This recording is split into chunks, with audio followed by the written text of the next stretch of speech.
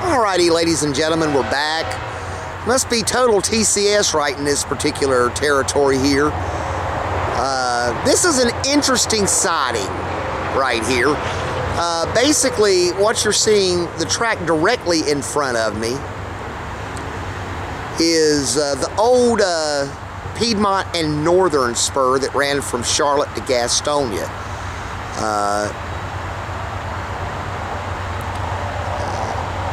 Back in the 80s, or back in the late 80s rather, CSX pretty much cut all traffic between Mount Holly and Gastonia, and it ended up being short-lined.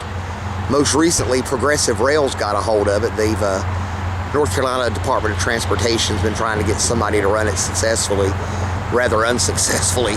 They've had Patriot Rail, Iowa Pacific, and now Progressive Rail's running it. But CSX kept the portion between Mount Holly and Charlotte. And one of the things they did with the old P&N is they converted the portion of the P&N from Mount Holly to here as a new siding. And that's what 696 is coming on. This is the siding crossover. I guess they did this about maybe 15 years ago. And they've been using it as a siding ever since. The other use for the SFC line, the former P&N, is to run ethanol down to Clarion and Mount Holly.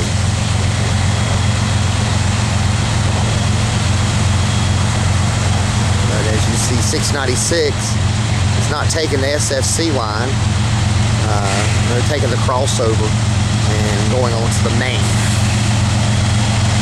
Pretty unusual siding setup.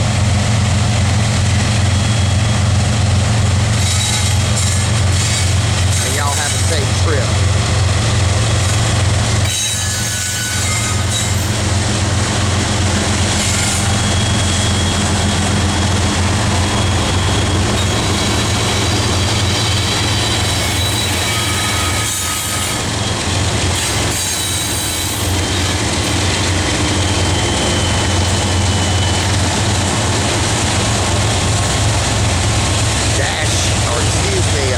ES44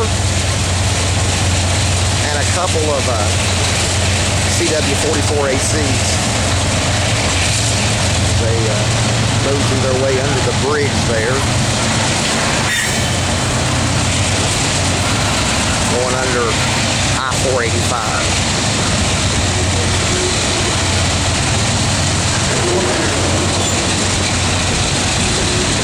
Look at them coming off the siding. Yeah, but they got three tracks. You got the SF line main, and then this crossover from the FFC line to the main, which is what 696 is taking. And then right here in front of me, the old P&N, the CSX SFC line.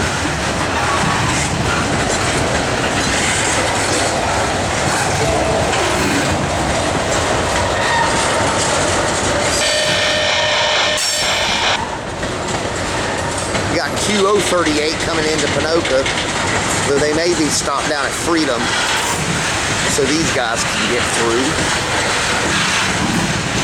At least 696 is a little longer. Last time 696 started getting as short as 697 was, they abolished the train. I'm hoping that doesn't happen anytime soon anyway, though. Everybody seems to think that these runs will be temporary.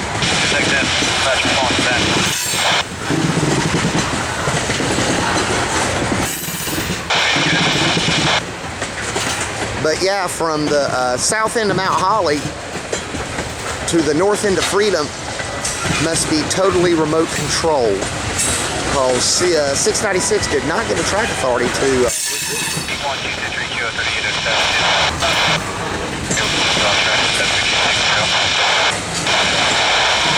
There goes the intermodal Q03807 releasing the track from the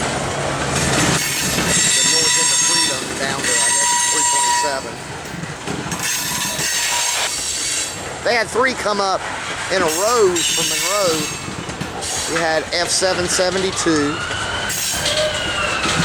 Then you had 697. And then you had Q038. 1419 Q038, 765 well check, 670,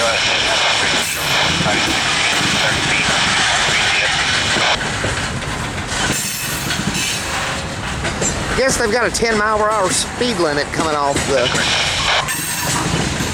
Mount Holly siding, or coming off the SFC line to the crossover going on to the main.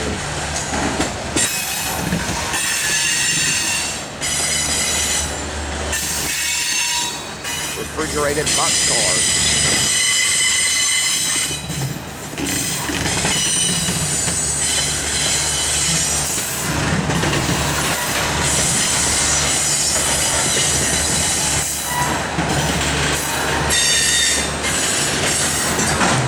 First time I've ever caught a meet down here at Mount Holly.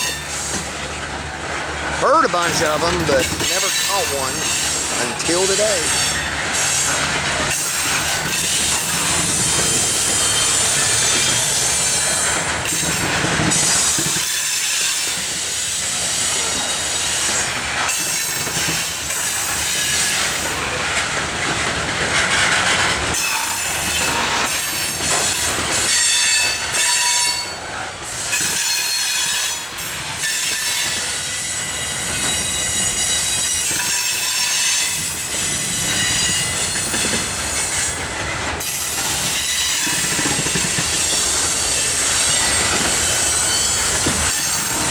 I thought they were going to be meeting at Duke, but they went ahead and moved F793 on into the yard and let 696 come down here to meet 697 at Mount Holly, which is understandable because the Duke siding's a spring switch.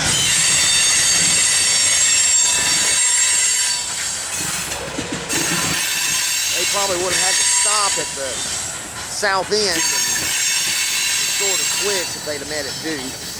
Meeting at Mount Holly, obviously, everything's automatic for them, so there's no having to stop and restore switches and stuff like that. Yeah, 696 is markedly longer than 697, but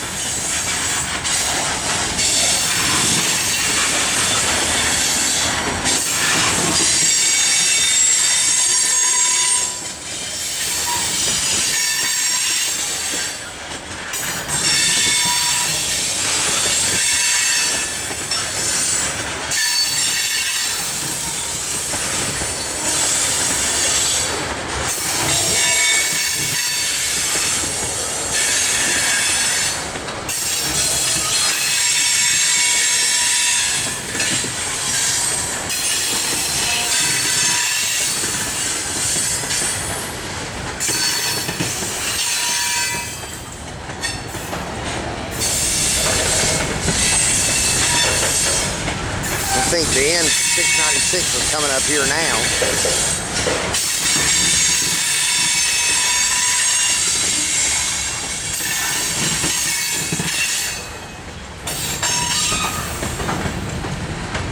Grab, here it comes. As 96 makes their way on the crossover track to the main.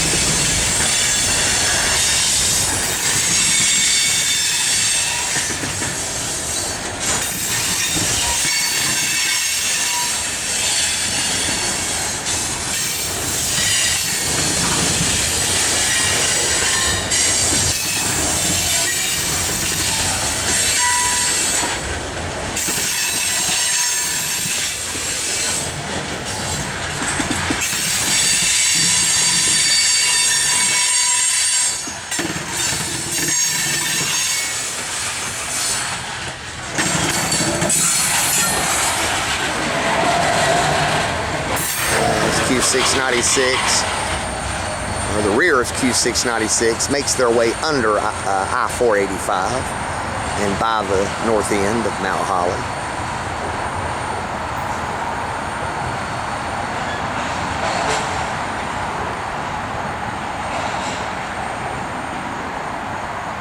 They'll probably speed up a little bit, but then they'll have to drop back down to 20 miles an hour when they hit the yard limits.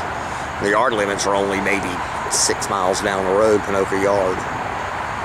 All right, ladies and gentlemen, Q69708 and Q69606 meet at Mount Holly. All right, till next time.